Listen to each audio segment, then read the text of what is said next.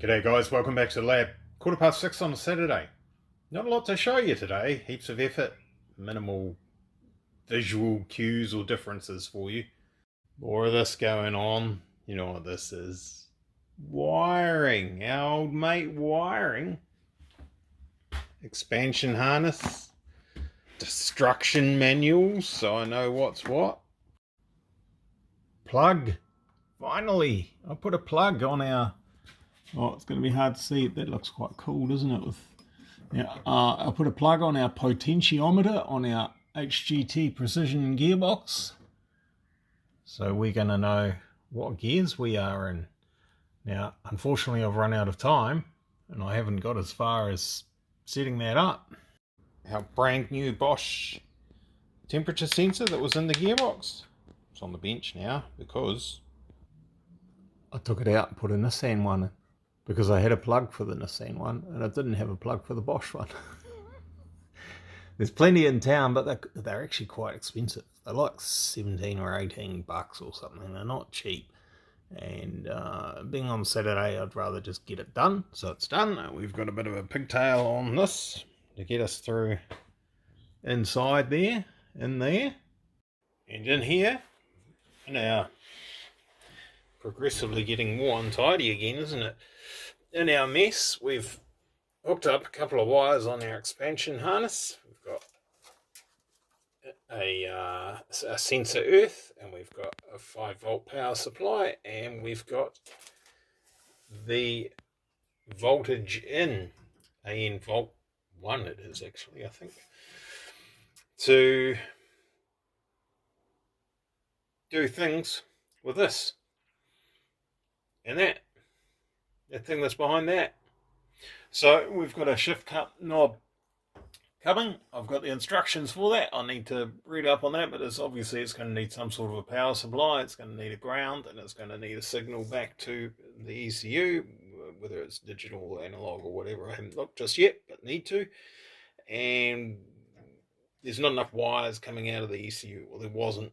So we're putting more in. I've got the original factory wires that came from the factory harness, and I depinned those quite some time ago.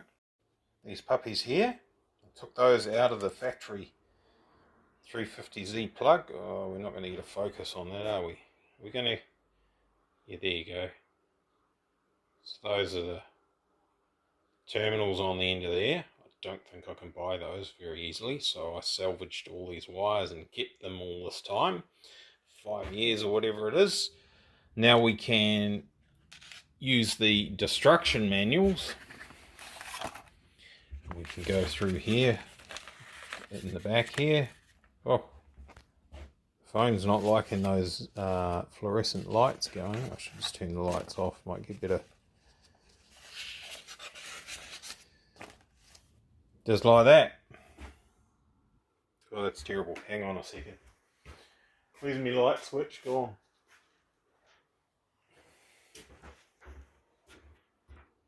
Take that.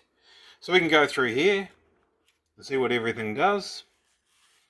And go through here. Put the wires back where we need to put them.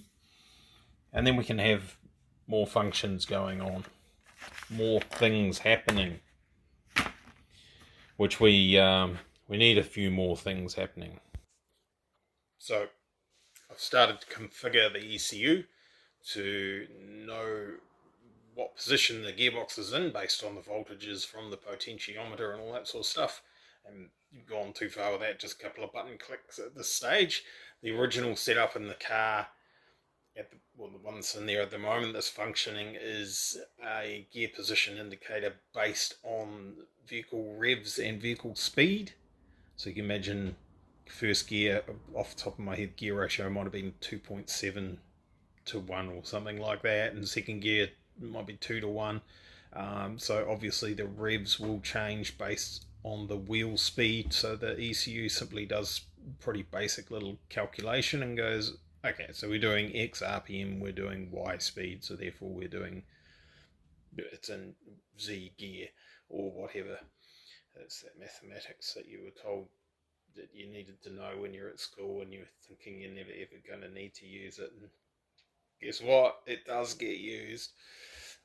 So that'll be disappeared, won't need that program anymore, and we will just go from the potentiometer on the gearbox, which is 0 to 5 volts, and depending on what gear you're in, it gives a different voltage, so the ECU knows straight away as soon as you've changed gear. Whereas the other system, if you put your foot on the clutch, obviously it threw it into a massive tantrum because it simply didn't know what gear you were in, because the engine revs could be anything versus the vehicle speed. So potentiometer, way to go. Shift cut knob is a load cell with an amplifier and stuff and things. I've not read all the details.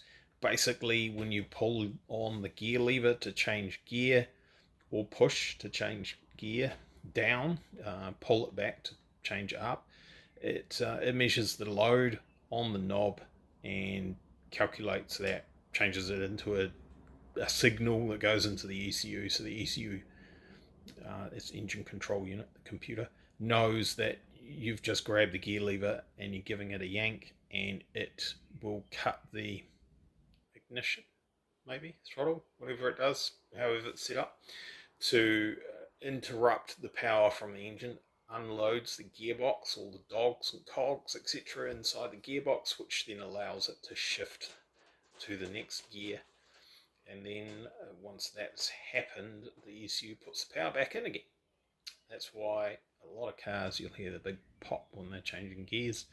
That's a bit of what's happening there, unburnt fuel coming out the back and stuff. It depends entirely on how that's all set up. All the tuning experts will all know all the details on that. I have a vague idea and don't really care, and I probably will want to know now, because I need to know how my car's set up. But otherwise it was really of no relevance to me. I've got a rough idea how it works, but we'll go through all that. When we get to the point where this thing's breathing fire on the dyno, we'll go through the whole lot. We'll show you what we're doing and why. And if anything goes wrong, we'll figure out what it is and why and how, and what went wrong and how to avoid it, all that sort of carry on. Hopefully we'll get to a racetrack after that, and then we'll follow through with the setup at the racetrack, because you can't do it all on the dyno. It doesn't work like that. There's more to it than that. You can do the basics and get it close, then you need to go and finish it off at the racetrack, because we can't drive that on the road. Unfortunately, that would be a bit of a lark. It's not, we're not in America, so we can't just put plates on it, trundle off to the supermarket. Although imagine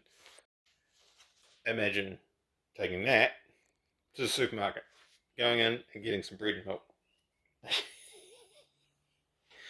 Other things that happened today, boring things that took up time and don't really show much difference. There was stuff and things happening here to get this a bit nicer. There's this piece here. For the last 5 years, that has actually had a piece missing out of there. That top corner never went as far as it needed to go. I just didn't build it right to start with. I have fixed that. That is not finished. It is nicer now. I actually trimmed a little bit while it was on the car, and the edge needs tidying up, but otherwise that's pretty good. I'm going to run a weld along here and then buff it back so that I can get a sharper edge to match this edge, so it tidies it all up, makes it look nicer. Just panel gaps and stuff. Been mucking around with that. Haven't finished here, but welded in these corners and started radiusing that. A little bit of a hole to fix just there. Get in here with the Dremel and tidy that all up so that we can take a mould off this, or wrap it if we're just going to use it. Same on the other side, done that. There was a big crack in this corner here. That's not cracked anymore. There was a big piece that was missing from under here, because I changed the height of this compared to this. That's now filled in.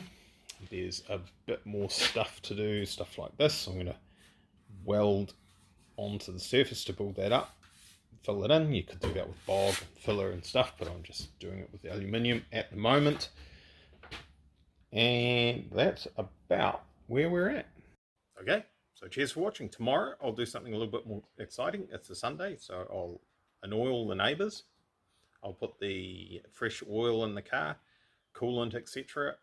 We'll fire it up. I'll set up the potentiometer properly, and we'll go through the gears, make sure we've got correct selecting for the gears, with no drive shaft on it, no load on it, right? You don't have to worry about shift cut or all that sort of carry on. You can just quietly just pull on the lever and it just bangs the next gear through, and that's going to be fine. And we can make sure that everything's working like it should do for this stage until we get to the everything I talked about earlier on. Babble. Okay, all right. Thanks for watching. Cheers, bye.